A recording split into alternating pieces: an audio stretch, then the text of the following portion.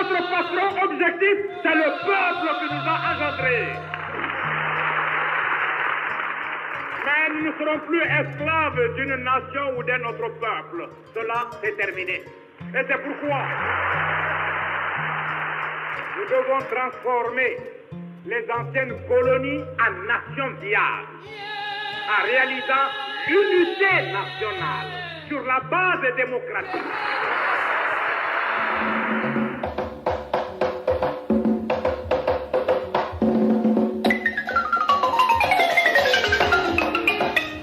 Quand on parle de la Guinée ici, il s'agit de celle qui a pour capitale Conakry.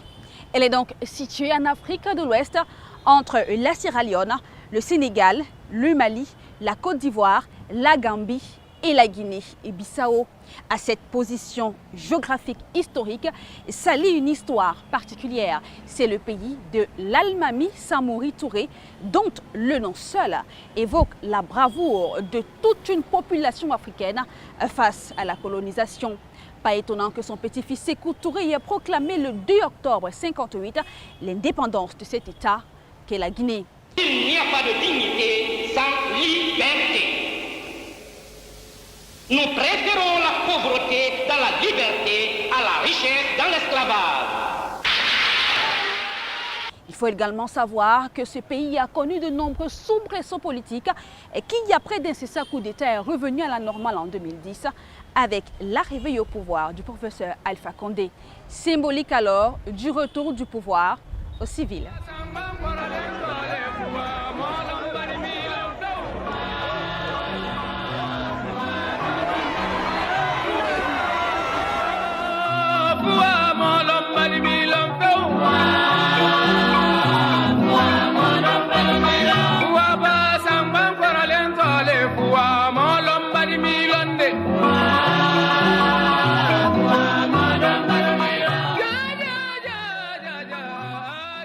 Géographiquement, la Guinée est repartie en 4 blocs, à savoir la Guinée maritime, la Guinée forestière, la Moyenne Guinée et la Haute Guinée.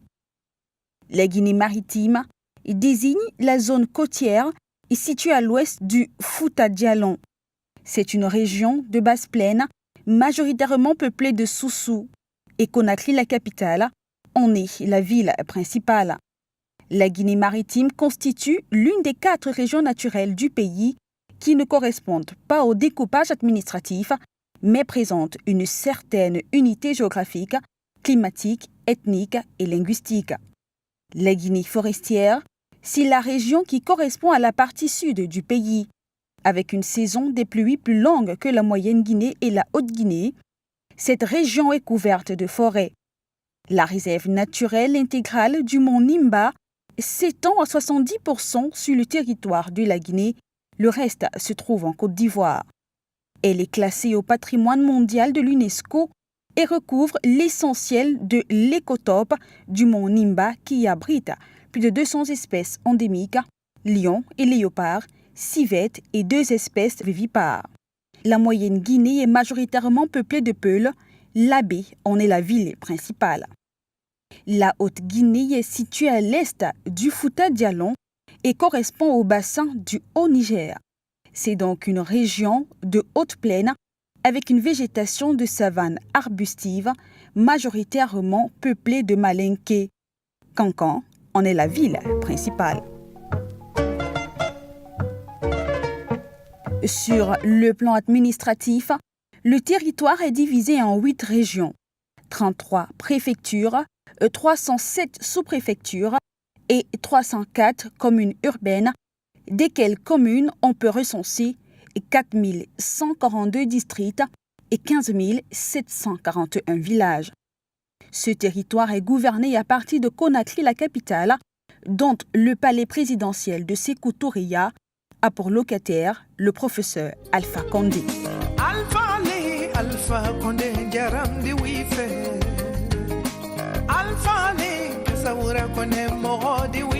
Son arrivée en 2010 fait suite à un conseil national de transition qui, après le coup d'État du général Sékou Konaté, a décidé de transmettre le pouvoir aux autorités civiles. Point n'est superflu de rappeler que les gouvernements militaires successifs ont plongé la Guinée dans une instabilité politique, économique et sociale. Alpha Condé hérite donc en 2010 d'un pays en réanimation sous perfusion, fragilisé par la corruption, la pauvreté, le manque d'infrastructures dans tous les secteurs et le chômage ambiant, sans oublier les défis de l'éradication de l'épidémie Ebola. Pour juguler ces nombreux problèmes, le professeur Alpha Condé utilise alors son génie. Il met sur lui et sous son contrôle l'administration et contrôle des grands projets, en abrégé ACGP. C'est un établissement public à caractère administratif créé en 1994 dont la mission est la maîtrise d'œuvres publiques et des grands projets étatiques. Cette maîtrise comprend l'étude, le contrôle, la supervision, l'assistance et le conseil. Nous avons rencontré l'administrateur de l'ACGP, Mamadi Thalès Condé. Et dans un entretien à Conakry au siège de l'institution dont il a la charge, il a fait le scanner des 10 ans du professeur Alpha Condé sur quelques grandes réalisations dans le pays. Il faut dire que quand le président Alpha Condé venait au pouvoir, le pays était confronté à beaucoup de défis. Beaucoup de défis. L'une des priorités qu'elle a fait face, c'est le problème d'électricité. Quand il venait, le manque d'électricité à Conakry et en Guinée était notoire. Lorsqu'on entendait des émissions en son temps, que ce soit des émissions locales ou étrangères, et quand on posait la question quelle était la capitale la plus sombre du monde, on disait que c'était Conakry. C'est vrai ce que je dis, parce qu'il n'y avait pas de... le niveau de décès était très très limité. Donc sa priorité a été d'améliorer la desserte en électricité de Conakry. Il a fait de grands investissements pour réhabiliter d'abord les outils de production qui existaient et parallèlement, il a cherché une adjonction thermique parce que c'est plus facile d'acheter des groupes thermiques que de réaliser les barrages hydroélectriques. La réhabilitation de ces groupes a permis de faire fonctionner les centrales thermiques qui existaient et il a fait acquérir 100 MW supplémentaires. Et après l'acquisition de ces 100 MW, il a lancé la réalisation du premier barrage, enfin, du barrage hydroélectrique de Kalita.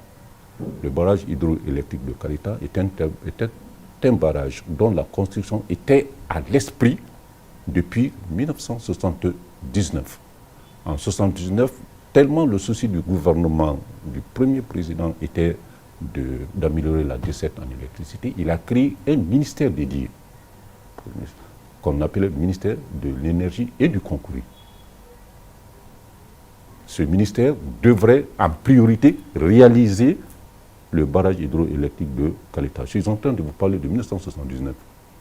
C'est seulement en 2012 que le président a décidé, Alpha a décidé de faire ce barrage. En 3 ans, il faut que ce barrage change. Effectivement, en 3 ans, Kalita a été construit. C'était pour 240 MW. Donc, de 2010 en 2015, il a fait accroître la production de 340 MW. 340 MW, c'est supérieur à la totalité des capacités de production de l'indépendance jusqu'en 2010. C'est-à-dire, en 5 ans, il a fait des investissements d'accroissement de la production supérieurs à la capacité de 50 ans.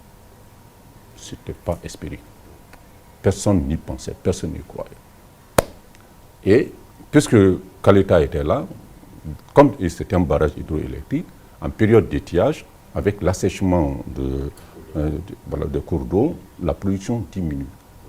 Il a donc décidé, le jour de l'inauguration de Kalita, de faire soit petit. Puisque cette production doit être distribuée, il a négocié, il est en train aujourd'hui de faire avec les pays voisins et avec l'appui des différents bailleurs de fonds des lignes d'interconnexion.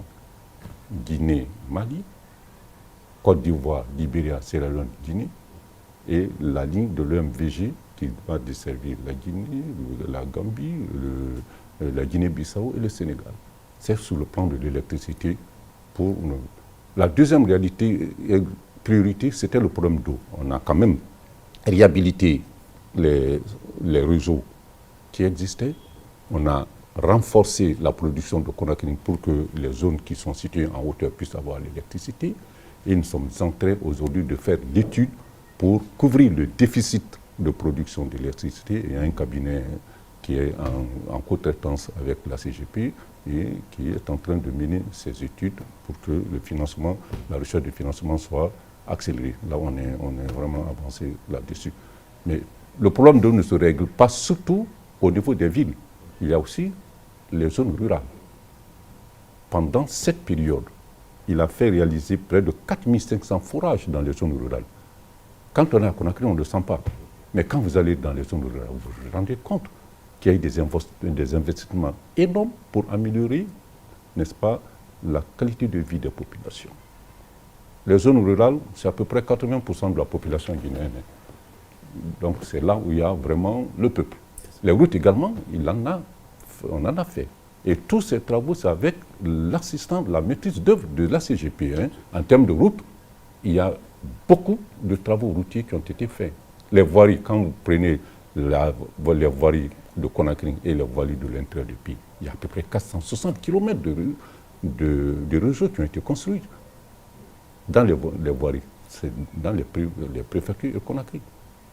Et quand vous prenez les routes nationales, il y en a énormément qui ont été également construites. Il y a à peu près 576 km qui ont été construites.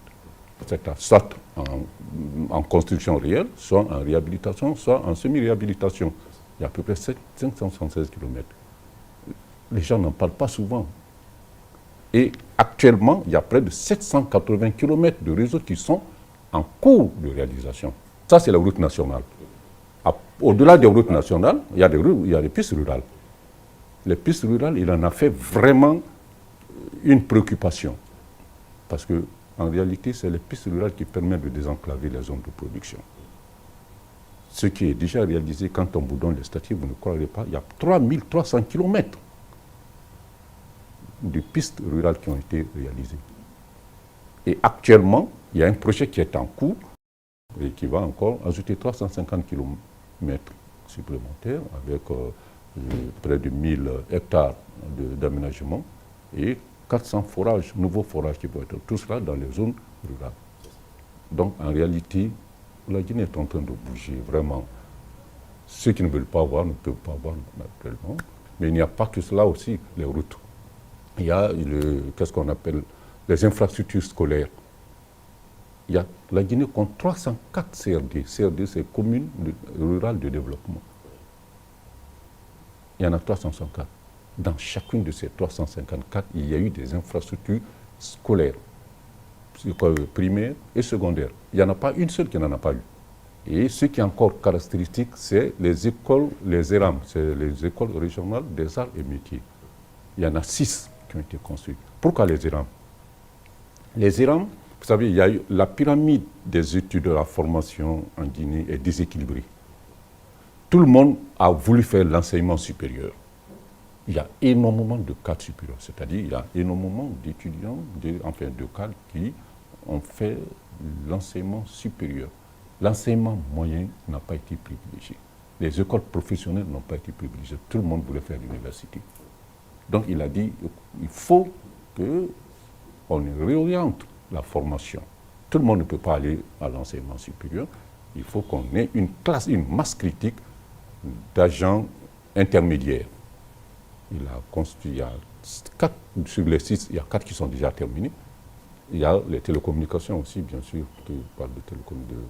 Au niveau de la télécommunication, il y avait le nombre d'utilisateurs de la téléphonie en Guinée n'était pas très élevé. Aujourd'hui, presque tout le monde a le téléphone.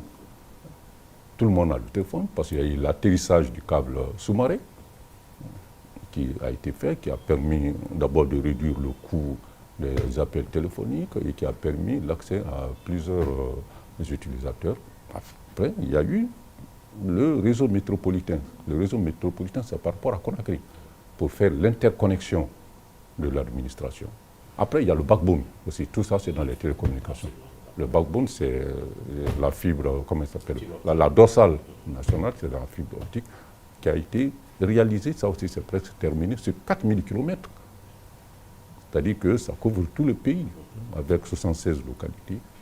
Le champ, il est long, c'est difficile, il y a les hôtels, l'université.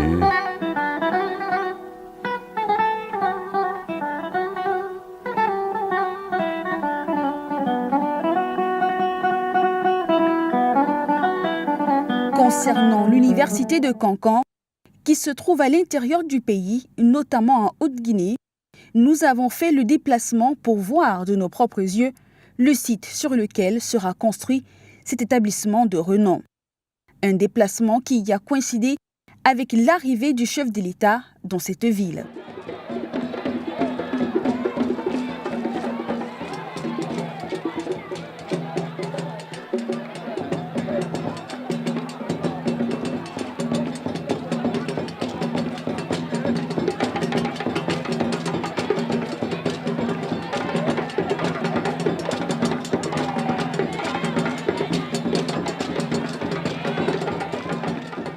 C'est une journée particulière pour les Kankanais. Les Kankanais sont les habitants de la ville de Kankan.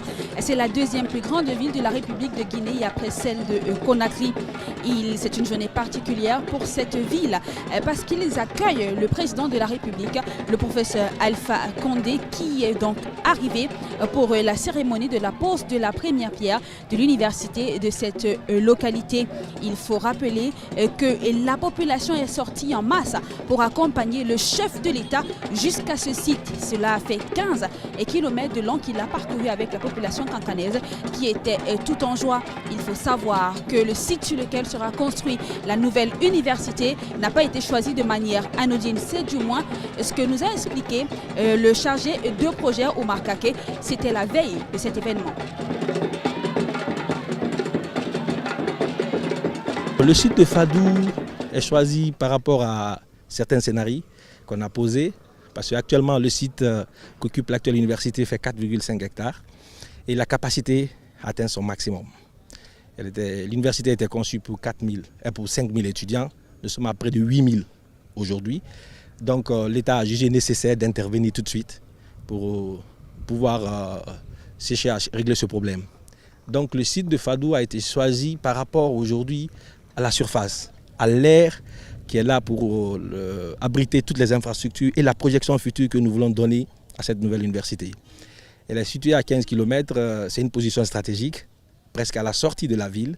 Et sa position est jugée nécessaire parce que cette université, à terme, à l'horizon, selon la vision que nous avons proposée, c'est pour au moins accueillir 30 000 étudiants à l'horizon 2050. Le projet de la construction de la nouvelle université de Kankan est initié par le gouvernement de la Troisième République. C'est dans le cadre de la réhabilitation des institutions d'enseignement supérieur du pays et dans le cadre de l'amélioration des conditions d'installation des institutions. Donc c'est dans cet élan que le département de l'enseignement supérieur a saisi l'administration et contrôle des grands projets en vue d'étudier le projet et de voir la faisabilité du dit projet. Donc le projet va se situer dans le district de Fadou, à 15 km du centre-ville de Kankan, sur un site d'une superficie de 225 hectares. Et le projet serait un projet phare, un projet qui va, qui va essayer de couvrir, d'avoir un impact positif sur les activités de la communauté ici. Parce que c'est une première fois aujourd'hui que nous implantons une université d'envergure qui aura en son sein plusieurs facultés et qui aura en son sein aussi un centre de conférences internationales, une zone sportive, une zone administrative, des hébergements pour étudiants, parce que cette nouvelle université pourrait loger la moitié des étudiants qui seront là. Donc la nouveauté même dans la conception de cette université, nous aurons une technopole et une forêt de recherche et de protection, qui serait une forêt qui va non seulement avoir une fonction climatique et une fonction écologique et une fonction de recherche, parce qu'elle servira de station de recherche et pour la faculté des sciences et de la nature de la future nouvelle université. Et donc, en ce qui concerne la technopole, elle serait un centre de recherche et au sein duquel nous aurons un incubateur d'entreprise, on aura un centre de ressources technologiques et des zones d'activité économique qui vont permettre l'implantation des entreprises innovantes dans le domaine de la technologie. Donc, en somme, c'est un vrai projet qui va englober assez de choses. Et cette nouveauté, c'est pour que l'université puisse s'auto-financer dans certaines activités. Parce que la technopole, les infrastructures sportives, le centre de conférences internationales, c'est pour que l'université puisse capitaliser certains fonds eux-mêmes pour les frais récurrentes. Cette université, pour beaucoup, sera une référence en matière d'enseignement supérieur et de recherche ouverte sur son environnement urbain et sur le monde et dont l'aménagement et l'architecture feront la fierté de la République de la Guinée. Cet avis est également partagé par Binko Mamadi Touré, secrétaire général du ministère de l'Enseignement supérieur du pays. Donc la réalisation de ce projet va donner un ouf de soulagement à la population estudiantine guinéenne en général et en particulier à d'autres jeunes de la sous-région ouest africaine qui viendront apprendre un métier dans ce temple du savoir qui va être construit. Dans la localité, déjà vous voyez que du goudron jusqu'ici, sur les 8 km, la route a été reprofilée. Ça, c'est la première retombée directe. Et les autres qui vont venir avec la réalisation du projet, c'est que le nouveau pôle d'attraction de la ville de Conakry va être tiré vers Fadou. Donc, tout ce qui va se réaliser en termes d'activité économique, en termes d'activité sociale, sont des retombées, sans compter que les populations riveraines auront accès à toutes les infrastructures sociales de base, comme les écoles, l'hydraulique villageoise et tant d'autres.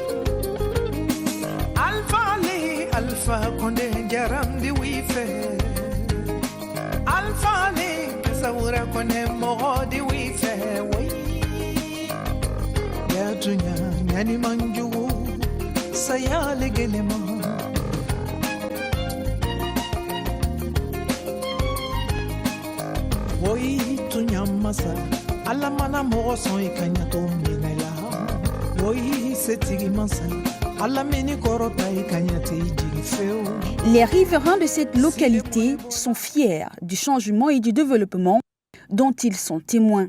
Ils sont surtout heureux car leurs enfants pourront acquérir la connaissance dans cette école, et ceci grâce aux formations qui y seront dispensées.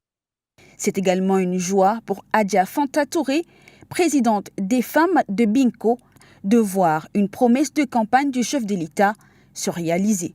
On est tellement dépassé de joie parce que c'est une façon de désenclaver notre district, notre sous-préfecture.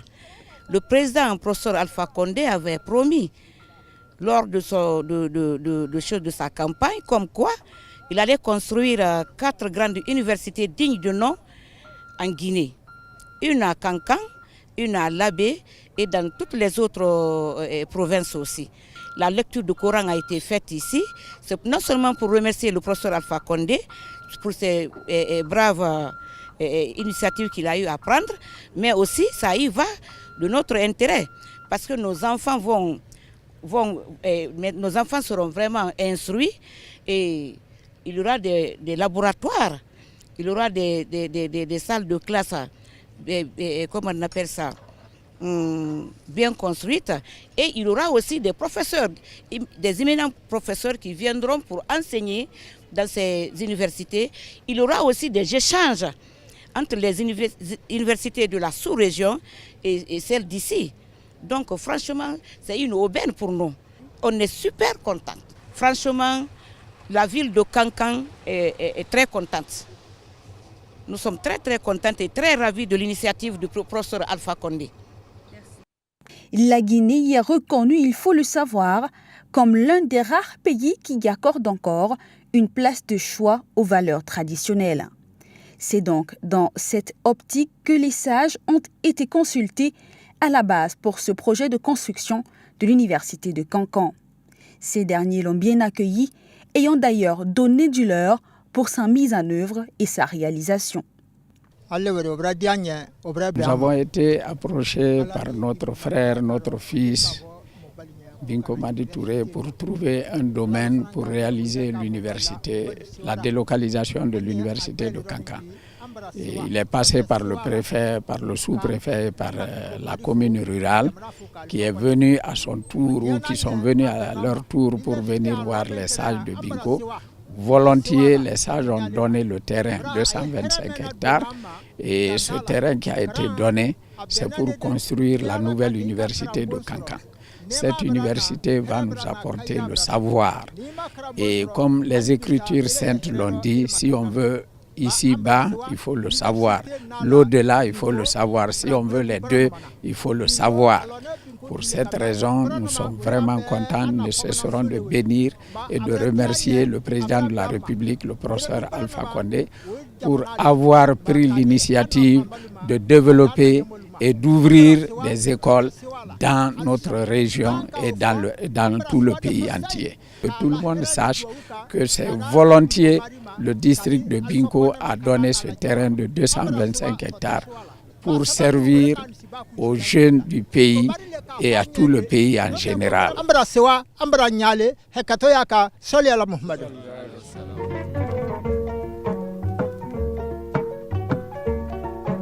C'est par route que nous sommes arrivés à Kankan.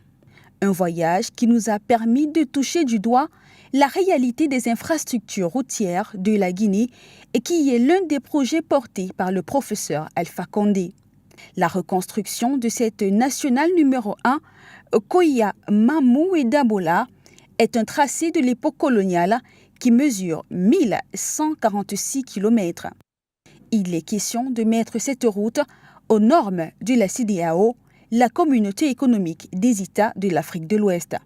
La chaussée sera revêtue de 7 mètres linéaires et 2 accotements de 1,5 mètres linéaires. La dite route respectera les standards géométriques de tracé en plan et profil en long. La nationale numéro 1, une fois achevée, sera équipée de sécurité routière, notamment des signalisations horizontales et verticales, y compris des dispositifs de retenue. Les objectifs de la reconstruction de cette route sont de l'adapter à l'évolution du trafic attendu, soit une prévision de 2,3 millions de poids lourds pendant la période de service, c'est-à-dire 15 ans.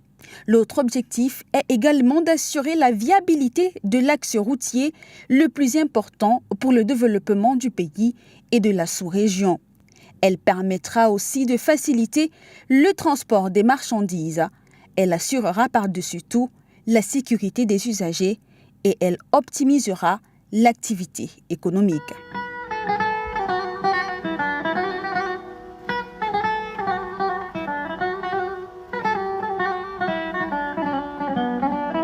Sur le plan hydraulique, le professeur Alpha Condé fait construire dans son pays le plus grand barrage d'Afrique de l'Ouest, Swapiti, dont il a posé la première pierre le 22 septembre 2015. Les travaux de construction du barrage hydroélectrique de Swapiti avancent mieux que prévu à la satisfaction du gouvernement guinéen et de ses partenaires au développement. La mise en œuvre de l'ouvrage est prévue en septembre 2020.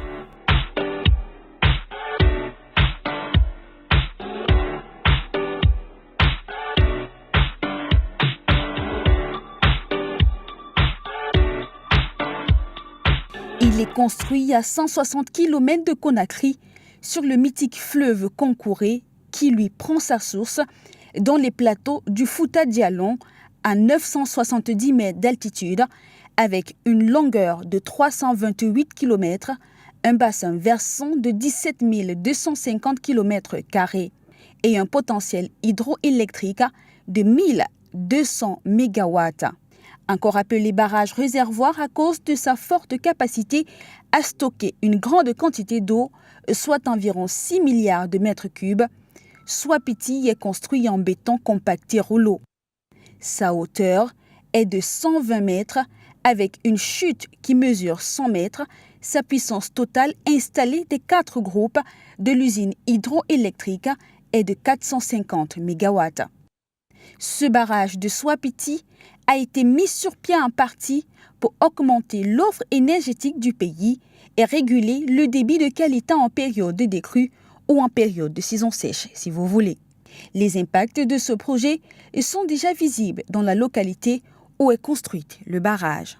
Un impact économique, un impact énergétique. C'est le premier impact positif de ce projet. Cet aménagement permet aussi bien la bonification de l'ouvrage en aval qu'on va visiter Kalita, mais il permet aussi de remonter, d'optimiser le potentiel productif des deux aménagements.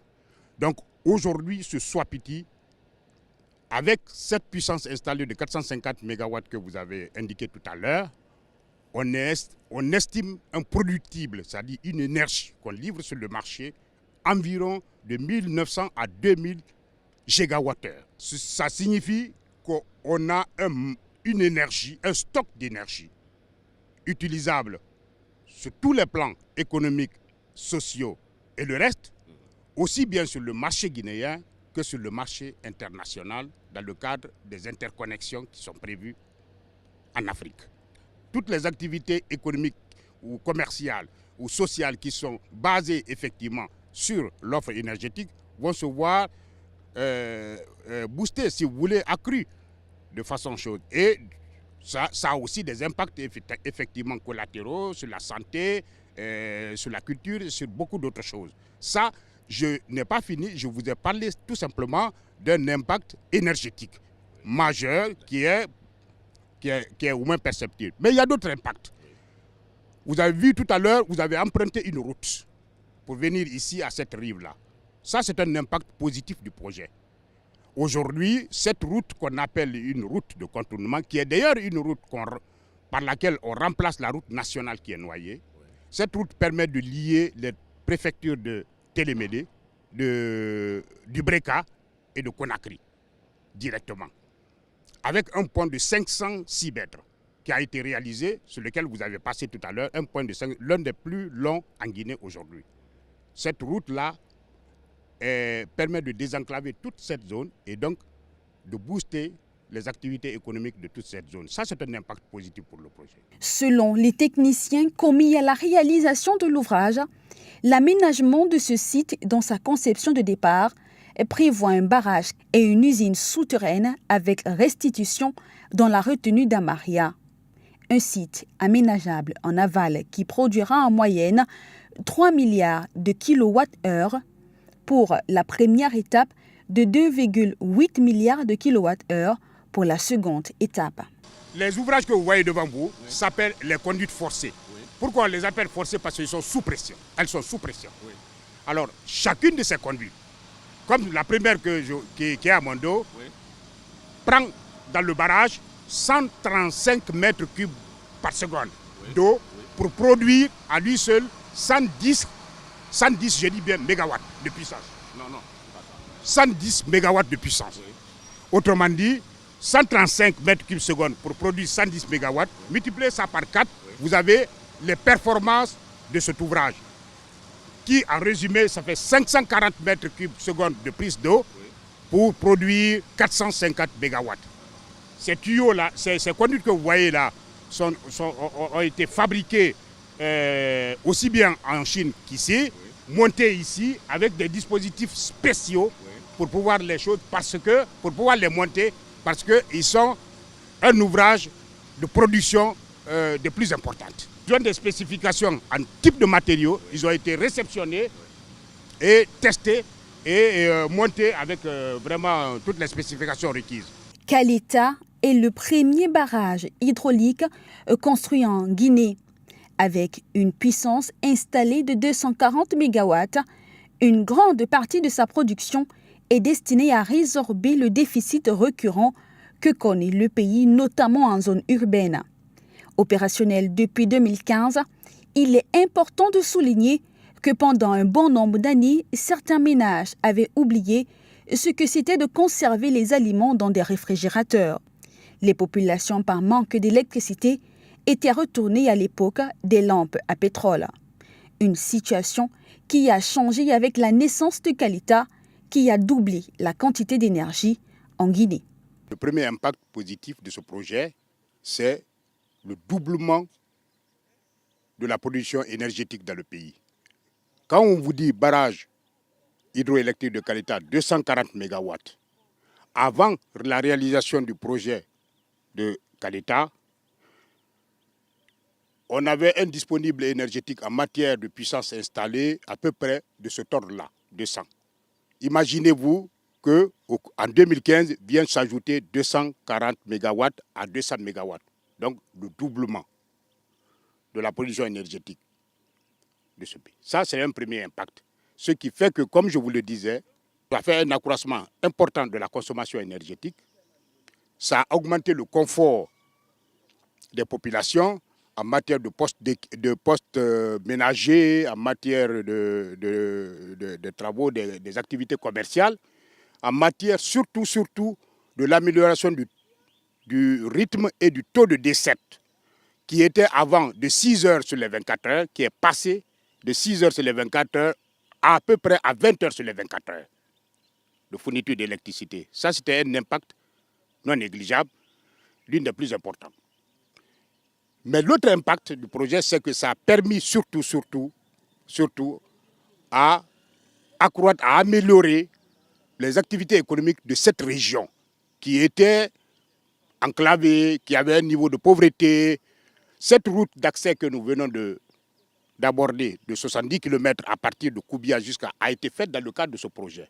Et ça a permis de développer un certain nombre de villages qu'on a traversés. Ça a permis également d'électrifier ces villages de Tondong et Badi. Ça a permis de donner de l'électricité à une ville minière qui est Fria. Ça a permis de construire des centres de santé, des écoles, dans le cadre justement des impacts environnementaux et sociaux dans le cadre de ce projet. On n'a créé que des impacts positifs sur le plan économique, sur le plan énergétique et sur le plan social. Le barrage de Calita est salué par plus d'une personne comme un exemple de réalisation énergétique après Garafiri. Selon les experts dans le domaine et le secteur, entre 2010 et 2011, la puissance totale installée sur le territoire national était de 393,65 MW contre une puissance totale de 773,97 MW en 2018. L'énergie produite est passée entre 2010 et 2018 de 608,6 GW/an à 2315,5 GW par an, soit une augmentation de 380,75%. De même, le taux d'électrification, qui était de 13,4% en 2013, pour un taux d'accès de 6% à zone interconnectée, est passé à 35,2% en 2018. Cette amélioration des indicateurs est due, selon Talibi Silla, le ministre de l'Énergie et de l'Hydraulique, à l'arrivée de Calita sur les réseaux en 2015 et aussi aux adjoints thermiques de Kipé et de Kaloum 1 et 2, ainsi qu'à la réalisation de moyens de production et de distribution par des projets d'électrification rurale.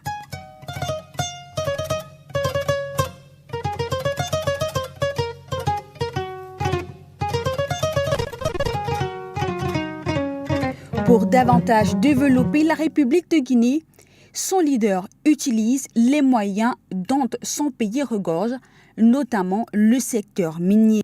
Il a permis aux nationaux et même à certaines entreprises étrangères d'exploiter les ressources minières pour des partenariats gagnant-gagnant. À cet effet, nous avons rencontré Fadi Wasni, directeur de l'entreprise UMS. Il est également le PCA de la société minière de Boké. À ce titre, il œuvre son entreprise et lui pour le développement économique de la Guinée, tout en s'attachant à améliorer la vie des communautés locales et à respecter les enjeux environnementaux. Il nous a confié dans un entretien que la Guinée pourrait bâtir presque toute la puissance de son économie grâce à l'exploitation de ses matières premières.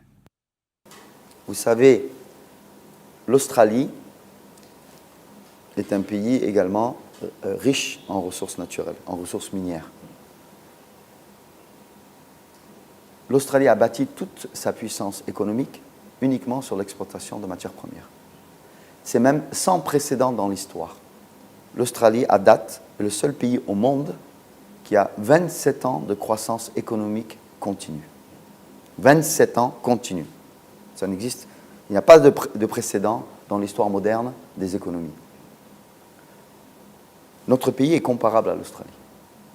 La Guinée est comparable à l'Australie. Si nous mettons les efforts nécessaires pour exporter nos matières premières, c'est-à-dire transformer, entre guillemets, par exemple pour la bauxite, les boés, on les transforme en argent, puisque maintenant les taxes et les redevances, ce sont des revenus de plus en plus importants, qui sont très significatifs. Nous allons aller vers une croissance très soutenue vers le développement de notre pays.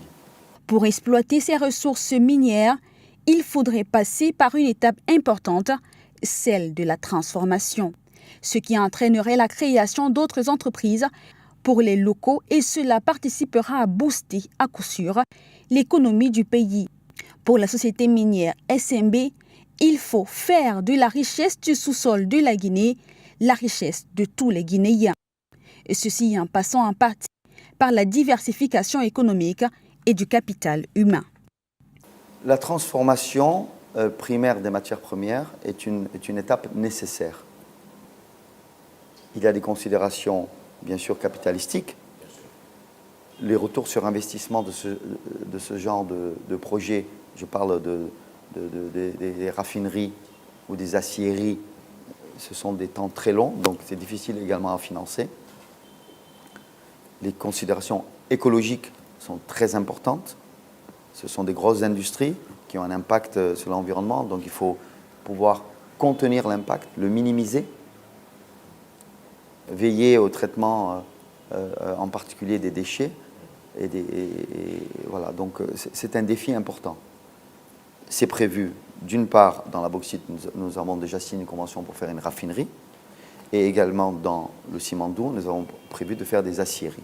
Il est plus avantageux et plus pratique d'avoir la main-d'œuvre locale formée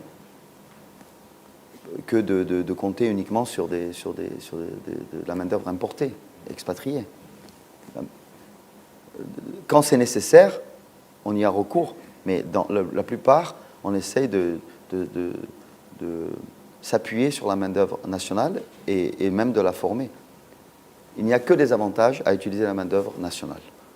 Moi, je suis l'entreprise, l'entité, la mienne qui fait partie du consortium, donc SMB WAB UMS. UMS, c'est 99% de Guinéens. D'ailleurs, aujourd'hui, vraisemblablement, UMS est carrément géré uniquement par des Guinéens, parce qu'on va dire les expatriés qui sont dans UMS, en fait, s'occupent des projets du consortium. C'est-à-dire la mise en place de ces projets, donc où il y a besoin au début de beaucoup de structuration, etc. Donc ça veut dire qu'aujourd'hui, on s'appuie essentiellement sur du personnel national qui s'est formé à l'intérieur de l'entreprise, à qui on a fait des efforts, on a mis des moyens à leur disposition pour se former, et on n'a qu'à s'en féliciter. L'ensemble du consortium aujourd'hui, c'est 9000 employés. Et c'est également plus de 95% de nationaux. Au départ, lorsqu'on a commencé, c'était 70%. Donc, mais petit à petit, tous les métiers, même les métiers de logistique maritime, on est petit à petit en train de faire. On a fait même une école et on continue. Et il y a ce n'est pas seulement vertueux, c'est efficace. Lorsque vous avez un travailleur national qui est dans l'entreprise, prenez, nous, dans notre entreprise, nous avons des employés qui ont 20 ans d'ancienneté. Imaginez la loyauté que nous avons, c'est énorme. Ensuite, comment est-ce que nous voyons ça? Nous les formons. Lorsque vous investissez dans l'humain, il y a un retour sur investissement énorme. Si quelqu'un est formé, c'est exceptionnel. Quand vous formez quelqu'un, il apporte de la valeur à l'entreprise. La richesse de l'entreprise, ce sont ses ressources humaines. Donc ce n'est pas seulement par vertu, même par stratégie, il vaut mieux investir dans la formation. Il faut investir dans les talents nationaux. C'est ça qu'il faut faire. Et je pense que petit à petit, n'importe quel manager avisé ferait de même. Le deuxième volet qui est très très important, c'est non seulement de former les gens, mais de bien les payer. C'est de donner des salaires décents. Et même de donner aux cadres des salaires qui sont comparables aux salaires des expatriés. C'est là que vous allez attirer les talents. C'est là que vous allez avoir la loyauté. Parce que c'est du donnant-donnant. Si vous voulez avoir les nationaux et les payer de manière médiocre, si vous voulez, c'est pas tellement vertueux. Il faut prendre les talents, les former, les payer aussi en conséquence. Située au carrefour des grands défis de la Guinée, la mine, selon Ouassini, est indiscutablement porteuse de solutions.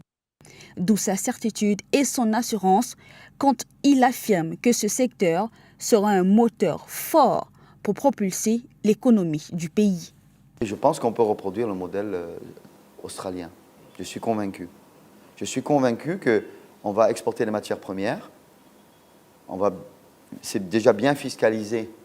Les redevances sont à des niveaux, on va dire, élevés, même par rapport justement aux pays producteurs comme l'Australie.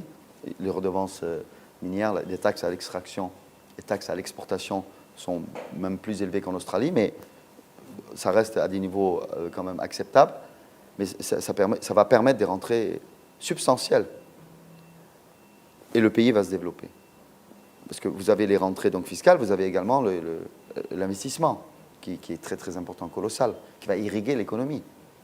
Et je ne doute pas de l'évolution positive de l'économie de la Guinée. Je ne doute pas, je n'ai aucun doute. Ça va se passer. Bien sûr, ça ne va pas aussi vite qu'on voudrait. Mais malgré tout, notre PIB était, il y a quelques années, il y a 10 ans, ou je ne sais pas, 12 ans ou 13 ans, il était de l'ordre de 5 milliards. On est à 11-12 milliards. Donc ça veut dire que les choses vont dans le bon sens et ça va continuer. Il est vraisemblable que dans les années à venir, ce soit un PIB qui soit comparable même à celui du Sénégal. Au départ, le PIB du Sénégal était 3 fois le nôtre. Bientôt, on est proche du Sénégal. En nominal, puisqu'ils sont 16 millions d'habitants, nous sommes 13 millions, on est proche d'eux. En nominal, ils sont à 1000 et quelques dollars par habitant, nous sommes à 800-900 dollars. Bon, je n'ai pas les chiffres exacts, mais on est dans ces eaux-là, donc on se rapproche. Ça veut dire que oui, on ne peut pas dire qu'il n'y a pas d'impact. Les mines ont un impact positif. Il faut, bien sûr qu'il y a toujours des progrès à faire, on peut toujours mieux faire, mais il faut aussi que nous ayons confiance en nous-mêmes. Il ne faut pas qu'on se dise oui, mais on ne sait pas comment on va faire, etc. Non, on peut. Il y a des hommes de talent et des gens qui sont capables de gérer. Il y a une manne, c'est sûr que c'est toujours difficile, une manne. C'est quand on reçoit de l'argent, etc. au début. Et puis quand on vient aussi, il y a des problèmes. Mais on les surmontera, comme d'autres pays les ont surmontés. Depuis sa création en 2014, la SMB, consortium formé par l'armateur singapourien Winning Shipping, le producteur chinois d'aluminium Shandong Wenqiao, le groupe Wantai Port, ainsi que la société guinéenne de transport et logistique United Mining Supply, est devenu le premier exportateur de bauxite de Guinée avec 42 millions de tonnes produites en 2018. La SMB emploie 9000 personnes dans la région de Bokeh et y a construit 2 terminaux fluviaux, notamment à Dapilon et Kouolouma. Ceux-ci sont rattachés au port de Bokeh.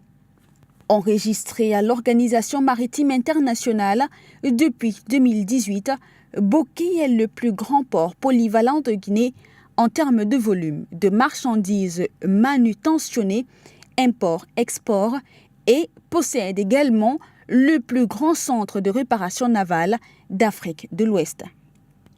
Là, il y a 2 entreprises qui travaillent pour le Winning Consortium. Il y a des VAP, on est tout à fait on va VAP. VAP, ils cherchaient le embarquement, ils cherchaient les pochettes dans le parc. Et des Winning qui cherchaient le transport, c'est-à-dire après le chargement dans le bateau, ils transportent les pochettes jusqu'en Chine. Le port, ça sert uniquement pour transport des pochettes. Ça, c'est pour transporter le pochette, on construit le port ici. À sécurité, donc, on a contrôlé l'entrée et sortie des marchandises de la barrière. On travaille parfois avec les douaniers. ok. Et pour contrôler, même il a des importations, parfois il arrive ici, il a des lourdes machines et matériels. Et il y a des matériels qui servent à la construction des chemins de fer aussi. Donc c'est tous les matériels, il arrive normalement ici. Okay? C'est en charge de contrôler toutes les sécurités avec les douaniers. Ici c'est WAS, Winning Africa Shipyard Engineering. C'est une société qui est dans la conception et dans la réparation des bateaux, évidemment des remorqueurs et des barges. Mais ici c'est une chaîne, nous sommes dans le consortium. C'est une chaîne. Et donc évidemment les chaînes, ça dépend, les unes dépendent des autres. De l'autre côté, c'est la production et ici, c'est la réparation. Donc, une fois que les bateaux ou les remorqueurs sont en panne, ou les plateformes sont en panne, ils viennent chez nous pour être réparés, bien sûr. Quand ils quittent ici, ils repartent là-bas, on les charge et puis ils vont en haute mer. On a réparé un bateau ici tout à l'heure, dans la fabrication aussi, tu vois, qui est descendu en mer le mardi 12 novembre 2019. Alors qu'il a déjà investi près de 1,5 milliard de dollars américains dans ses activités dans la région de Bokeh, le consortium a également lancé le projet BOFA-Bokeh, comprenant une ligne de chemin de fer de 135 km dans un corridor s'étendant du terminal fluvial de Dapilon aux nouvelles zones minières de Sontoudeu et de Ouda, et la construction de l'exploitation d'une raffinerie d'alumine dans la région de Bokeh. L'investissement total consenti pour l'intégralité du projet BOFA-Bokeh par le consortium est estimé à 3 milliards de dollars américains. Avec le chemin de fer transguinéen, la Guinée sera désormais dotée d'une véritable ligne reliant 4 régions guinéennes entre elles, accélérant la décentralisation administrative et économique et renforçant le maillage ferroviaire du pays. Donc, ce que je disais, une bonne carte vaut mieux que plein d'explications. Donc là, c'est beaucoup plus facile à voir. Donc là, vous avez le port de Dapilon, ici, où on se trouve. Et là, vous avez en rouge donc la ligne de chemin de fer qui va récupérer dans la zone de Santou, ici, à 135 km, donc la bauxite, ici, Ouda, Santou, les autres minières. Sur ce chemin de fer, comme je l'ai dit, il y aura 21 ponts et 2 tunnels. Un tunnel de 1890 mètres et un tunnel de 2850 mètres, plus les différents ponts sur le côté.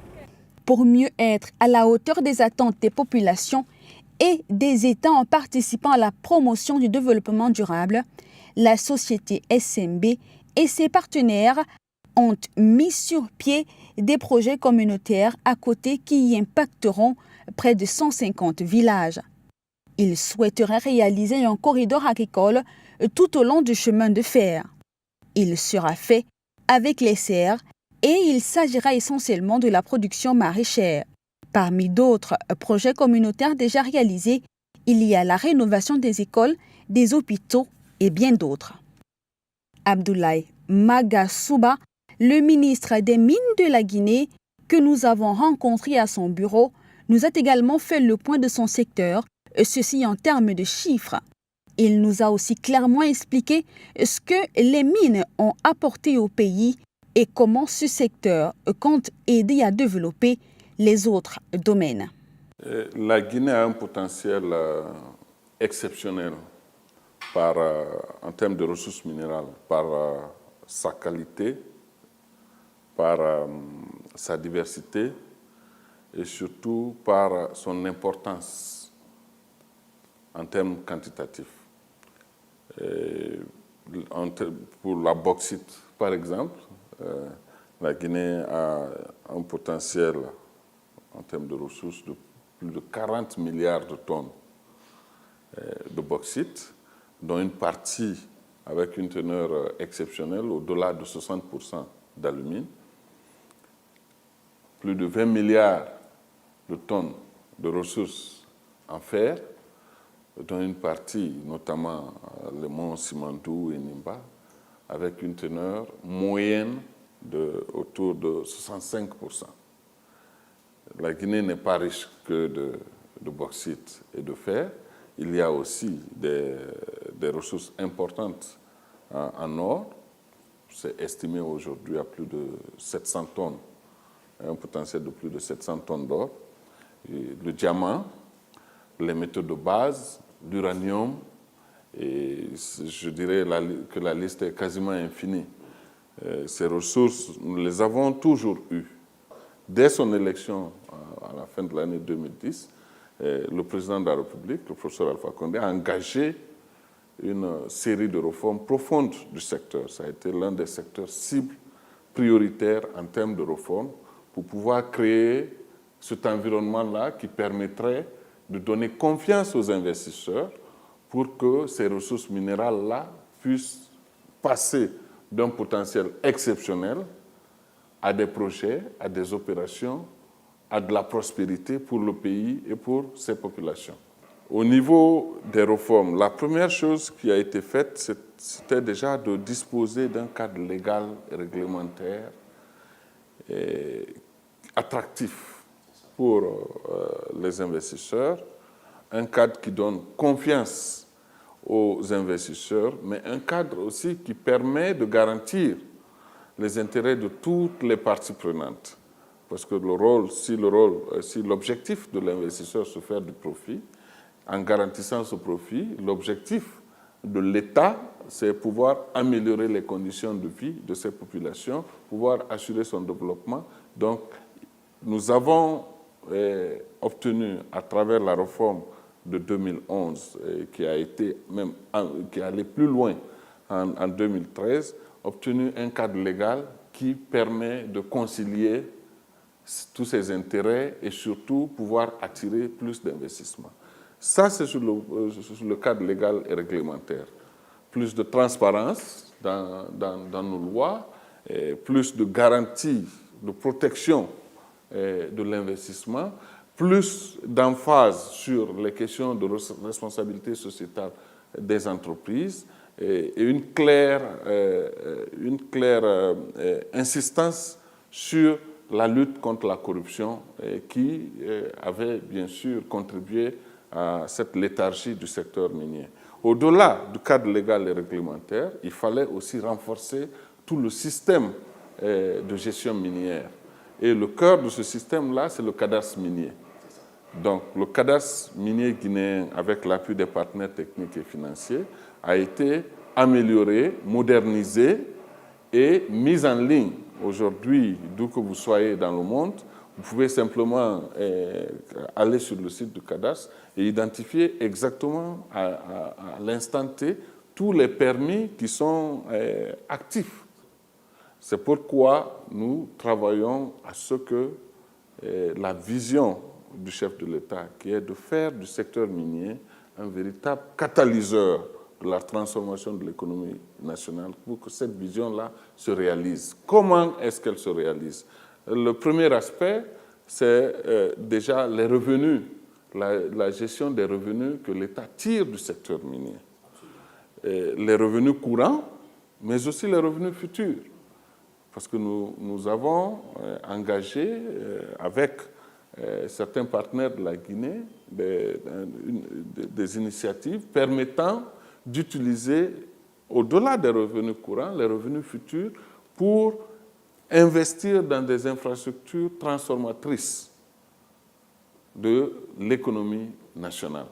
Ça, c'est un premier aspect. Le deuxième aspect, c'est bien sûr que les mines ne soient pas, les exploitations minières ne soient pas des formes d'îlots de prospérité. Pour pouvoir garantir cela, une autre mesure qui a été instaurée, c'est la contribution des exploitations minières au développement local. Dans les collectivités dans lesquelles les mines opèrent, il est prévu que 0,5% ou 1% du chiffre d'affaires de ces exploitations-là soit directement payé aux collectivités pour l'investissement dans les projets de développement local. Cela en plus des efforts que les entreprises elles-mêmes font en termes de, dans le cadre de la responsabilité sociétale. Les projets d'écoles, de centres de santé, les activités génératrices de revenus que les entreprises financent sur la base de leur bonne volonté. Donc, il y a une obligation, en plus de cela, que les entreprises payent une partie de leur chiffre d'affaires aux collectivités. L'autre élément qui est exceptionnel, c'est le partage de la richesse.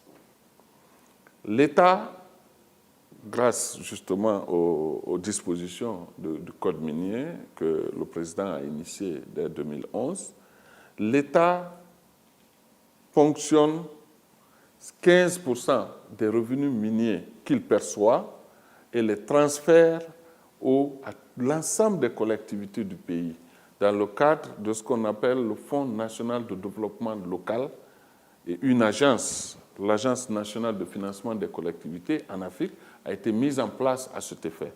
Depuis le début de cette année, vous avez dû le constater, beaucoup d'infrastructures sont en train d'être réalisées dans l'ensemble des collectivités du pays. Et ce sont 15% des revenus de l'État, des revenus miniers de l'État qui sont directement transférés aux collectivités.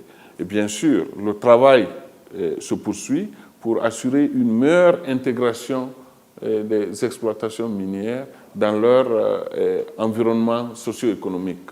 Nous venons de finir une étude sur le développement intégré de la région de Bokeh, qui est la région bauxitique, la première région bauxitique, afin de nous assurer que le développement minier arrive à se diffuser au reste des autres secteurs, que ce soit l'agriculture, les infrastructures, les télécoms, tous les autres secteurs au niveau local, pour que nous nous assurions qu'aujourd'hui, nous sommes bien sûr très dépendants du secteur minier, mais qu'au fil des années, la Guinée devient de moins en moins dépendante du secteur minier, surtout grâce à cette meilleure intégration du secteur dans le reste de l'économie, à un meilleur investissement de la prospérité créée par ce secteur.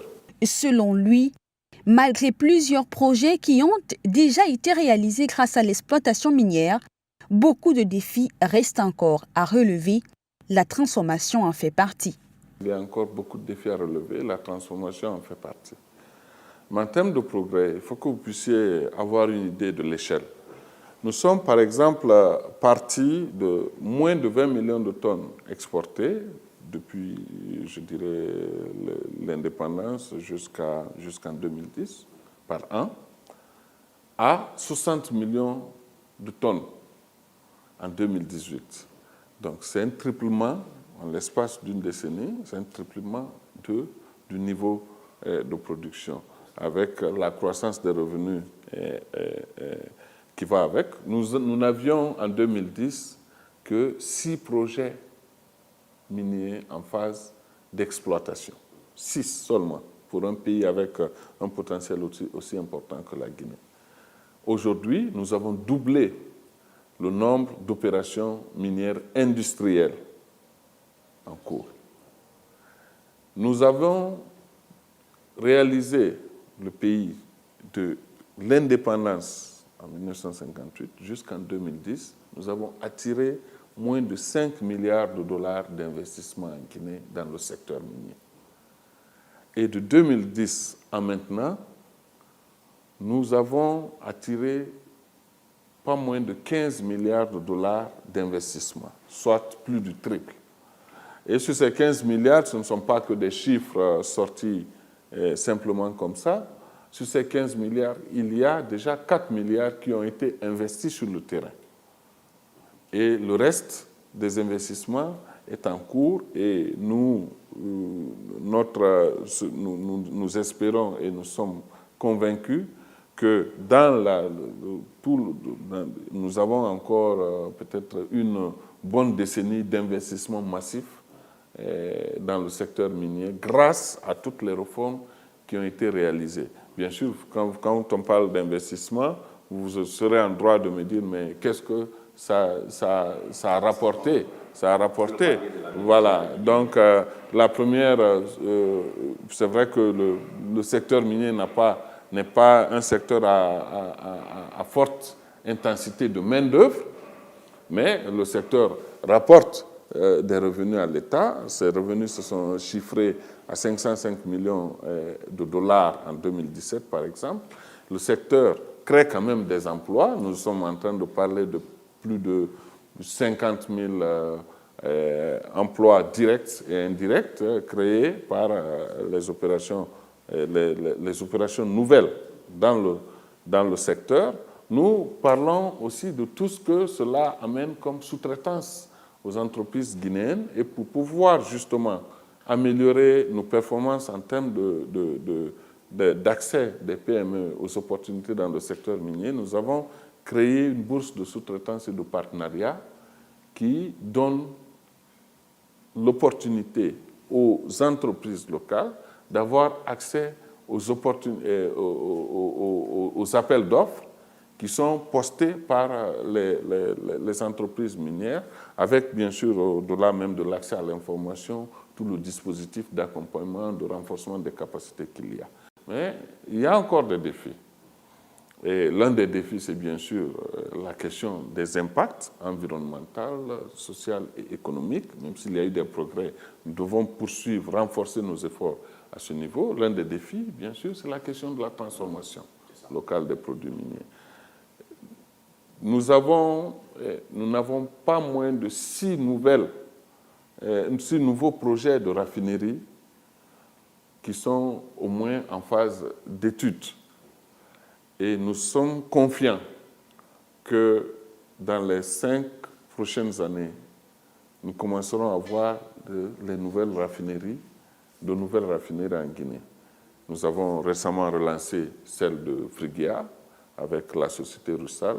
Dans les 5-10 prochaines années, nous commencerons à basculer concrètement vers des opérations de transformation grâce à tout ce qui a été initié au cours des dernières années.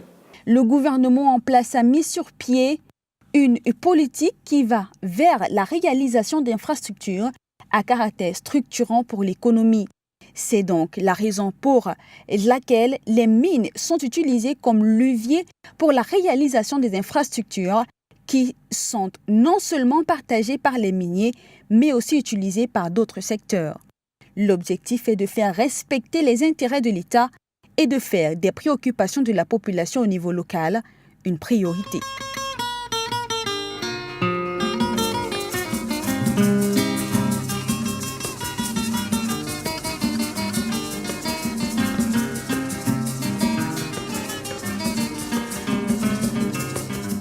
Le secteur sanitaire est également un point essentiel pour le professeur Alpha Condé, et qui a mis et continue d'ailleurs à mettre tout en œuvre avec ses équipes des infrastructures pour améliorer l'état de santé des Guinéens. Plusieurs faits décriés par les populations en ce qui concerne les hôpitaux et la prise en charge des malades semblent avoir trouvé des débuts de solutions. Le médecin-colonel Rémi Lama, ministre de la Santé en Guinée, nous le fera d'ailleurs savoir dans un entretien qu'il nous a accordé que beaucoup de choses ont changé en 10 ans avec l'arrivée au pouvoir du professeur Alpha. J'avoue, à l'arrivée du professeur Alpha Condé, chef de l'État, président de la République, aujourd'hui nous nous sentons mieux que par le passé. Parce qu'avant lui, l'état de nos structures sanitaires était très défectueux. La plupart de ces structures sanitaires ne répondaient pas aux normes internationales. Ces structures étaient sous-équipées. Et du coup, imaginez ce qui peut advenir. Les soins qui étaient dispensés étaient entachés. Il faut également retenir, par rapport à ces structures sanitaires, le sous-équipement. Il y avait également la surtarification, la sous-notification des cas, entraînant du coup le manque de confiance entre les prestataires et les utilisateurs des soins, parlant de la population. Mais depuis son arrivée, il y a un grand ouf de soulagement. D'abord, quand nous prenons la part du département de la santé dans le budget national, qui hier était autour de 2%, est passé aujourd'hui à 8%.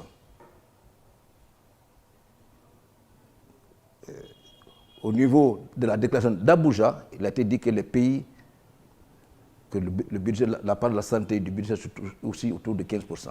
Aujourd'hui, grâce au professeur Alpha Condé, on est aujourd'hui à 8%. Quand nous parlons des infrastructures, je prends le CHU, donc, où vous aviez, grâce à la clairvoyance du professeur Alpha Condé, nous assistons aujourd'hui à la rénovation, à la construction, à l'extension de ce grand centre hospitalo-universitaire. Tout ceci au bénéfice de nos populations. Et j'avoue, en date, tous les équipements des dernières générations s'y trouvent. Vous étiez avec nous, on a fait une visite de terrain, vous l'aviez touché des doigts, les réalités. À part la réhabilitation, l'extension et la construction de l'hôpital d'Onka, il y a eu la construction de 4 centres de santé améliorés. 4 centres de santé améliorés dans certaines sous-préfectures, notamment Banankoro, Matoto, Ngweke et Mafrenya. Avant, il n'y en avait pas. Mais aujourd'hui, toutes ces structures sont équipées avec des équipements de dernière génération.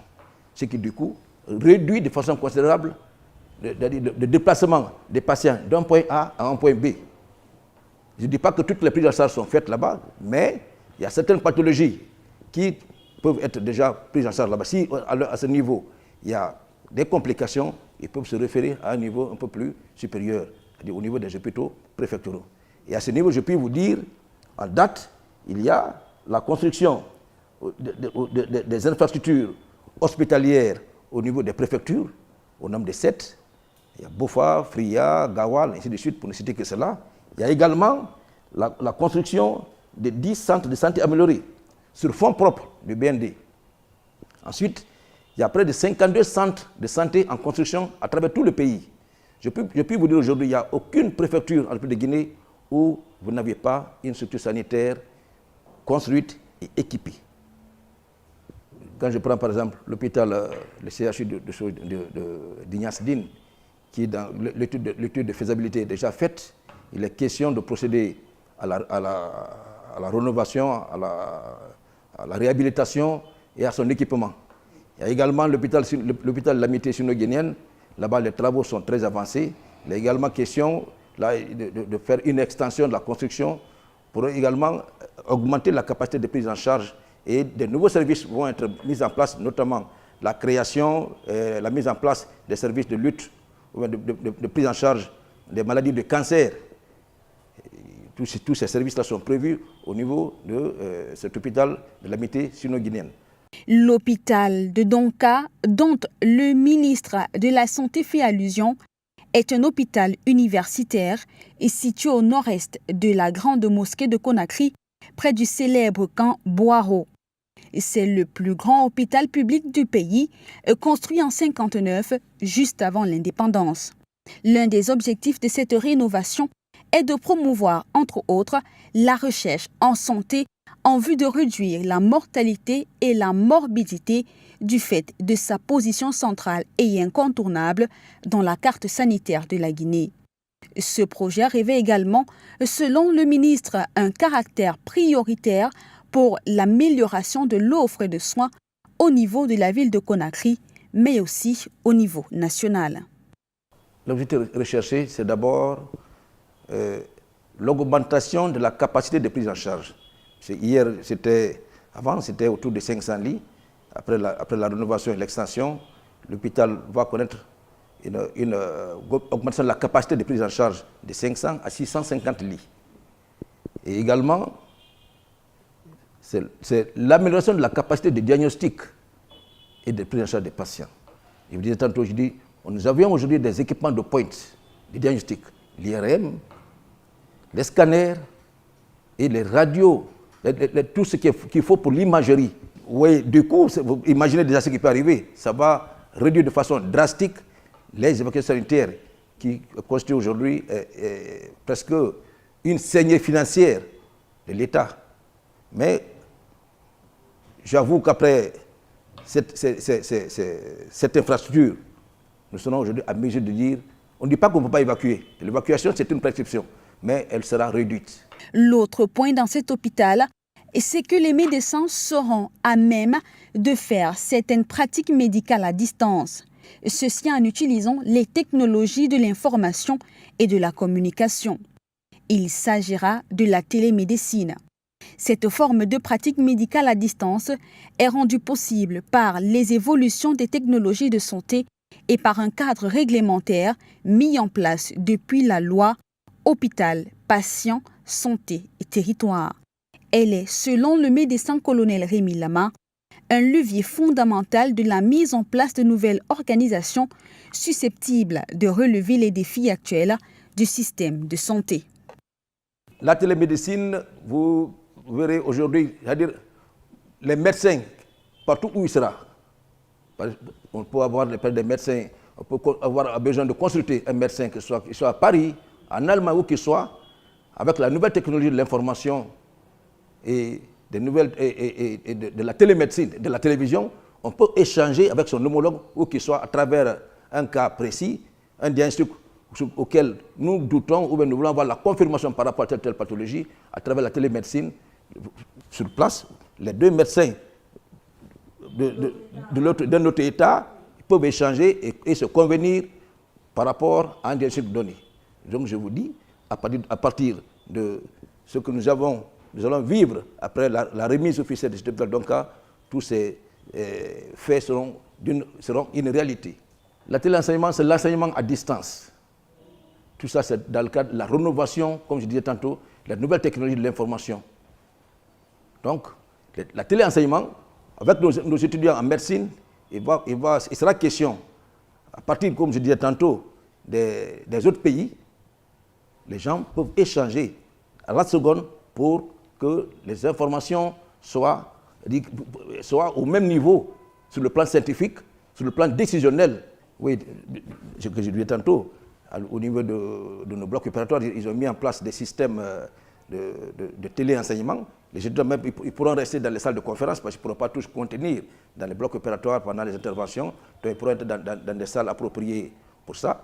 Donc pendant que les interventions vont se faire, assis dans leur salle de conférence ou d'enseignement ou de cours, ils pourront suivre en direct ce qui se passe dans les blocs opératoires et les professeurs seront là auprès d'eux pour leur expliquer la procédure. Ce projet de rénovation et d'extension de l'hôpital de Donka vise la population guinéenne en général et celle de la ville de Conakry en particulier. Car il faut le savoir, la ville de Conakry totalise plus de la moitié de la population urbaine. Elle est estimée à plus de 4 millions d'habitants, dont une large cible touchée par le projet.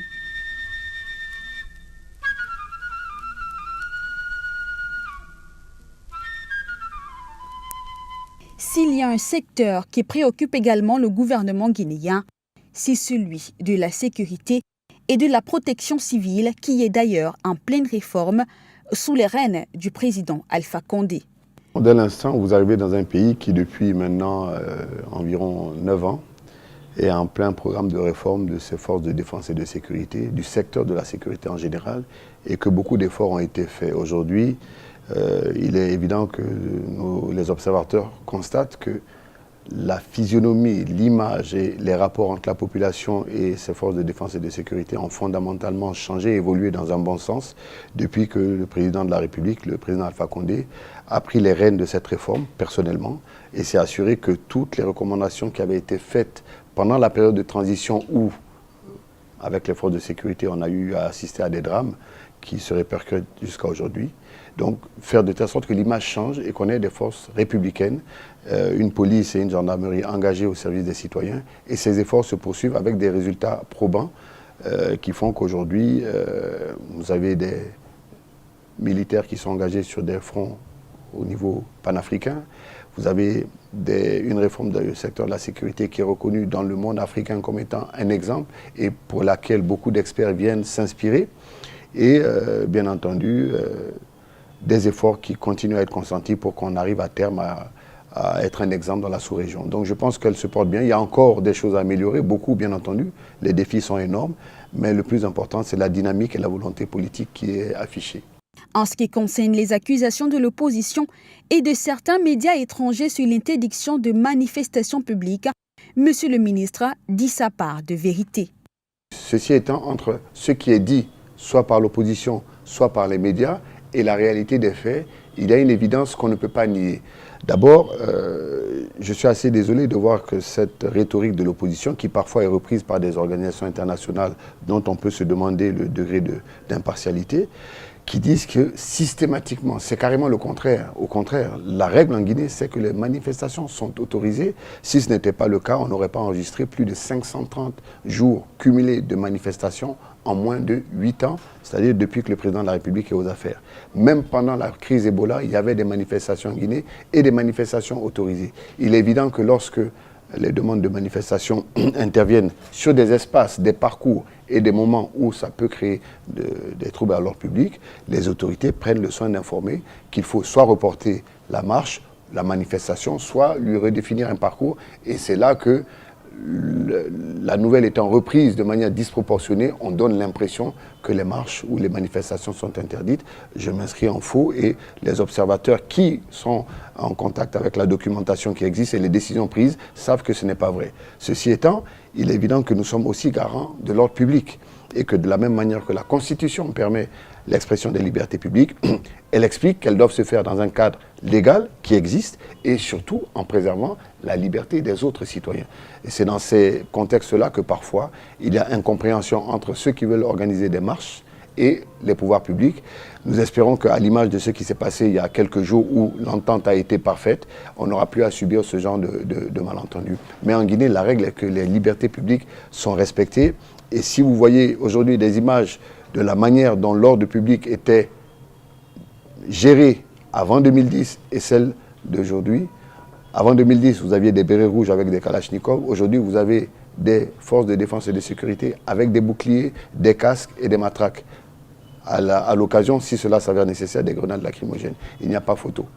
Des avancées visibles dans la quasi-totalité des secteurs du pays.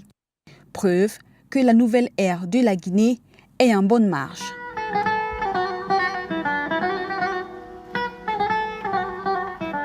Certains Guinéens, pour ne pas dire la plupart, reconnaissent que le pays a changé sur tous les plans ou presque depuis l'arrivée du professeur Alpha Condé au pouvoir en 2010.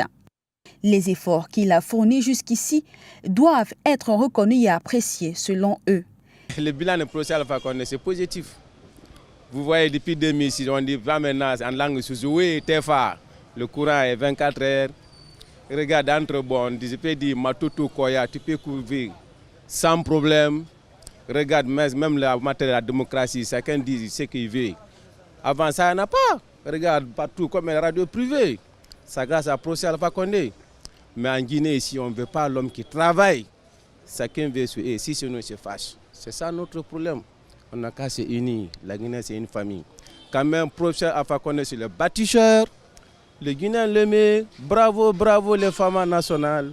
Pour cet autre Guinéen, les gouvernements militaires successifs qui ont dirigé le pays avant l'arrivée du chef de l'État Alpha Condé ont plongé la Guinée dans une instabilité politique, économique et sociale. Une situation qui est en train d'être améliorée.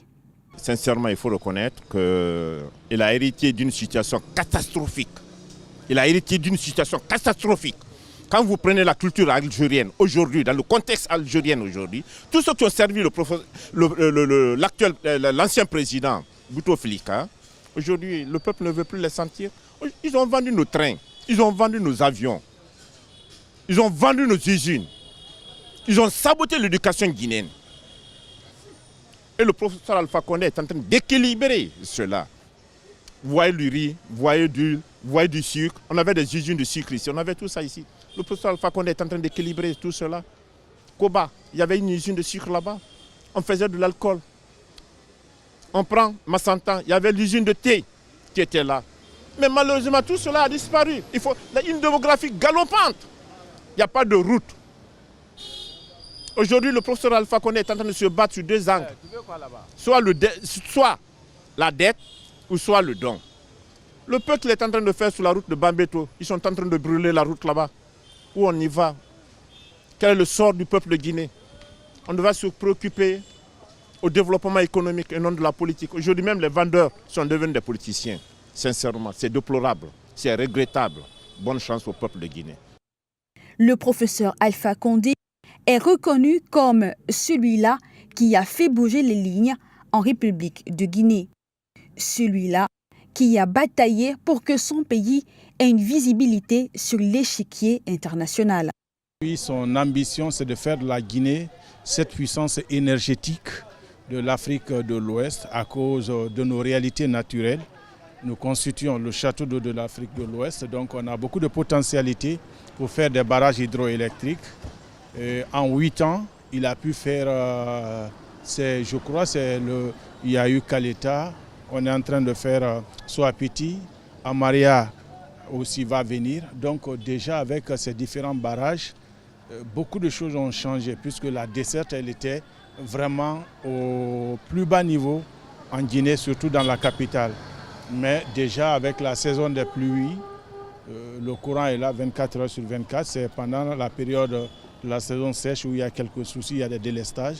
Mais aujourd'hui, on peut dire que sur le plan énergétique, beaucoup a été fait. Et même à l'intérieur du pays, il y a des villes par exemple qui depuis 1970 ou certaines villes depuis des décennies n'avaient pas de courant.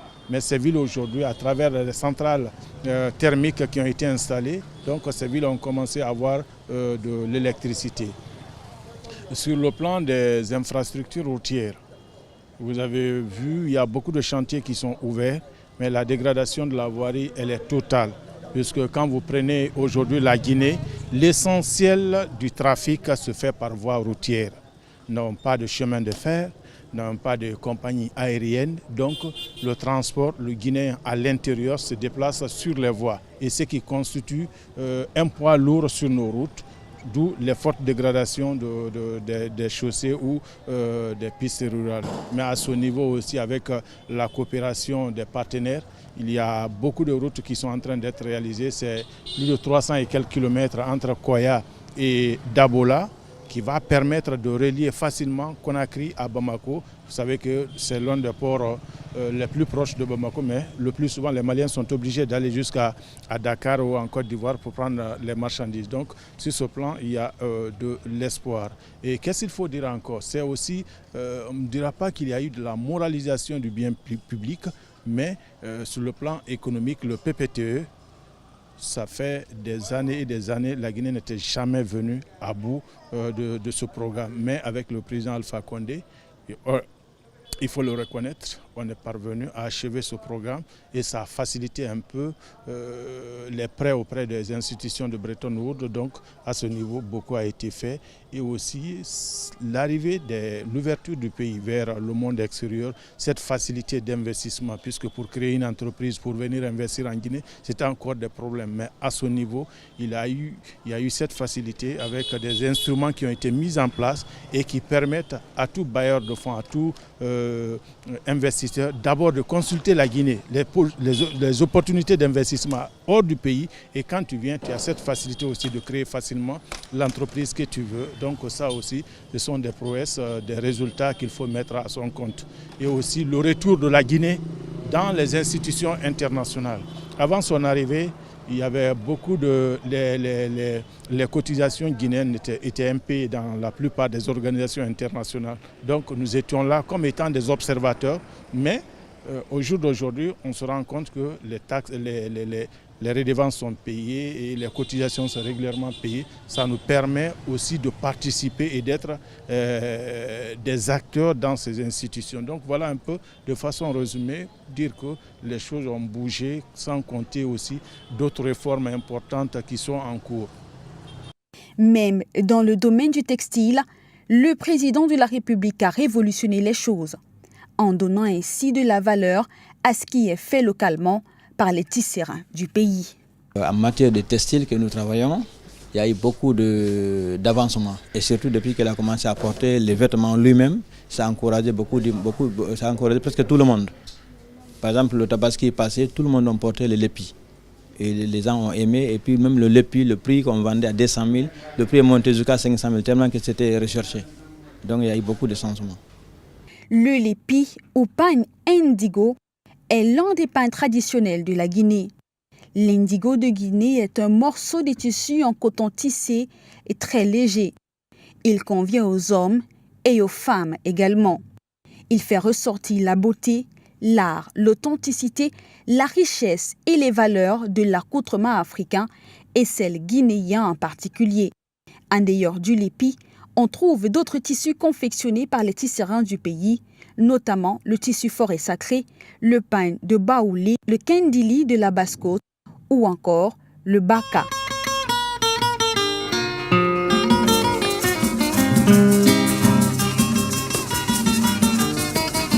Malgré ces projets dans le pays qui vantent et valorisent la Guinée, certains appellent le chef de l'État à plus de vigilance dans la réalisation et la mise en œuvre des projets pour le bien-être des populations.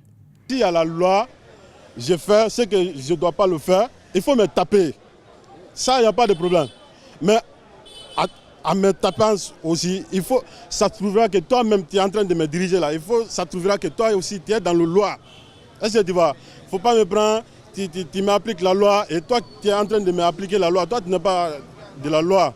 Il ne s'agit pas de cultiver. Même si tu cultives un carré seulement, celui qui a cultivé un carré et celui qui a cultivé 10 carrés, l'autre là, il contrôle son un carré là. Et toi qui as cultivé, laissé là-bas, tu dis je suis cultivateur, ça c'est un cultivateur ça. Il ne s'agit pas de cultiver seulement, laisser. Il ne s'agit pas de mettre la loi seulement, laisser. Quand on met, il faut appliquer. Ça, il n'y a aucun problème. Et tous les Guinéens sont prêts pour ça. Hein? Voilà, c'est ça que le message là, c'est ça que j'ai pour dire au professeur. Il n'a qu'à bien regarder ça. Il y a beaucoup d'escrocs qui sont en train de lire. Bien qu'il ait pu faire bouger les lignes dans son pays qu'est la Guinée, Alpha Condé ne compte pas s'arrêter en si bon chemin. Dans la ville de Cancan, lorsqu'il y était pour l'inauguration de l'université de cette localité, il a également fait plusieurs promesses aux populations de cette ville-là. J'ai entendu les réclamations des gens de Cancan. C'est vrai, on a fait beaucoup. Il reste encore beaucoup à faire. Mais je dis à la jeunesse qui réclame le courant, ils vont avoir bientôt une surprise. Chaque chose à son temps. Nous allons faire l'université à Nabé, nous allons faire à Conakry, nous allons faire à Zébouré après Cancan. Maintenant c'est le tour de Cancan, après ça sera Zébouré, India, Bokeh. Car nous allons doter Farana, tous nos grands chefs de région, d'université et de CHU, de CHU, afin que nos malades n'aillent plus faire soigner au Maroc, en Tunisie ou en France, mais sur place. Nous avons connu la gloire, Sidi national, Afia. Aujourd'hui, nous nous sommes pris à cette époque, mais je vous garantis que nous dépasserons Afia et Sili, car nous allons construire des stades partout. Avant la Coupe d'Afrique en Guinée, la Guinée aura une des meilleures équipes d'Afrique. Non seulement nous allons rattraper notre passé, mais nous allons la dépasser de loin. Voilà l'avenir vers lequel nous sommes tournés. Simandou se trouve à Kérouané.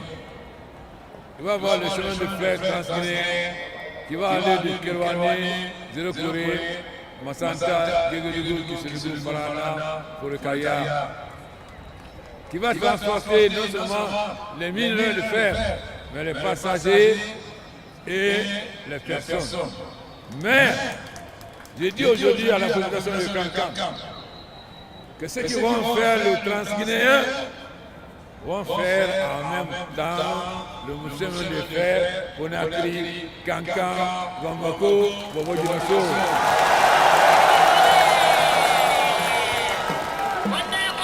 Car il ne s'agit pas seulement de faire le chemin de fer pour Kankan. Nous voulons le faire aussi pour nos frères de Bamako et nos frères de Bobo-Dioulasso, car ils ont besoin de notre port. Mais pour transporter, ils ont besoin de chemin de fer et de route. C'est pourquoi, en plus de la route que nous sommes en train de le faire, ce train va être fait aussi. C'est vrai, nous n'avons pas beaucoup de routes. Les autres pays, quand ils sont venus, ils ont trouvé ce qu'on avait fait d'autres. Nous, qu'est-ce que nous avons trouvé? Le désert. Mais ne nous trompons pas, le président Conté n'est pas responsable. Ceux qui parlent, en 2011, qu'est-ce que nous avons trouvé? La Guinée était dans le trou. Sous Sékou Touré, on nous appelait République de Guinée. Mais la Guinée avait tellement disparu qu'on disait maintenant Guinée-Conakry, Guinée-Bissau, Guinée-Équatoriale. Aujourd'hui, de nouveau, on dit République de Guinée. Parce que aujourd'hui, la Guinée est respectée. La Guinée a une voix. Cela ne plaît pas à tout le monde. Mais le train de la Guinée qui a démarré, il n'est du pouvoir de personne, ni sur terre, ni sur mer, d'arrêter.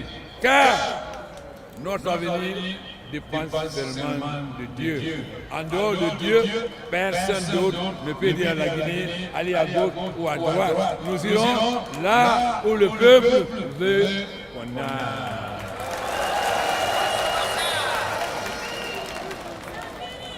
Vox populi, vox Dei, disait la latin. Voix du peuple, voix de Dieu. Ce que le peuple veut, c'est ce que Dieu veut. S'il plaît à Dieu, l'Afrique sera fière de la jeunesse guinéenne, je vous le promets. Il s'attaquera également avec son équipe en place à d'autres projets, dans le même objectif de faire de la Guinée un pays de renom, de référence dans tous les domaines.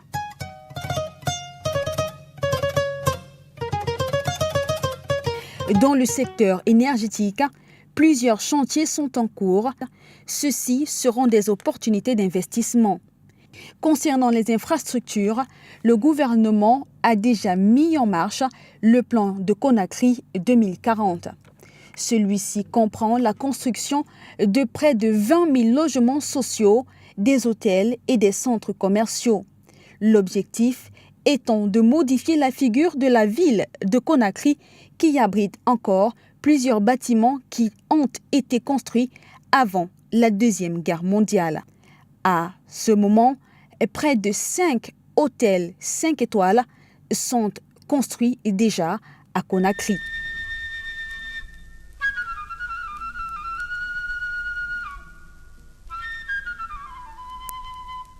Dans le secteur touristique, tout est mis en œuvre pour qu'il y ait plus d'infrastructures pour accueillir, entre autres, les amoureux de la nature.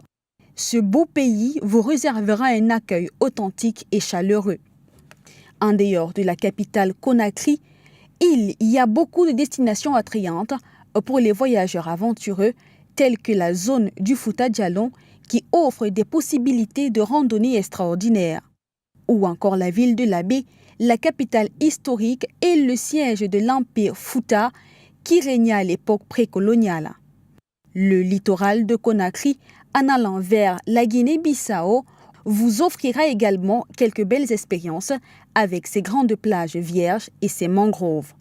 Pour les plus aventureux, un voyage vers l'archipel île de Tristão est un must. Vous pouvez encore voir des lamantins, des tortues et de nombreuses espèces d'oiseaux qui vivent dans cet archipel. La Guinée s'offre à vous telle qu'elle est, passionnante dans son histoire, chaleureuse par ses habitants, riche par ses ressources et ambitieuse pour l'avenir.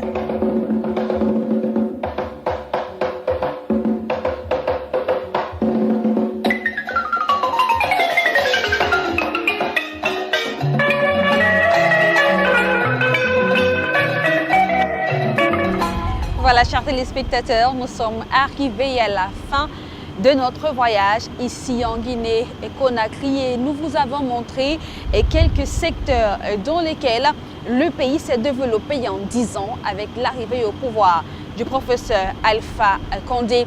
Son objectif est de faire de son pays une Guinée émergente, un projet qui suit bien son cours. Vous verrez que sur toute l'étendue du territoire guinéen, il y a plusieurs chantiers en cours de réalisation. Il faut rappeler qu'en 2010, lors de son accession à la magistrature suprême, il n'y avait que 8 entreprises en fonction dans le pays. Mais depuis sa prise de fonction, on en dénombre plus d'une centaine d'entreprises ici en République de Guinée. Je vous parie que dans 10 ans, vous aurez de la peine à reconnaître cette République de Guinée. Il y aura un boom du développement.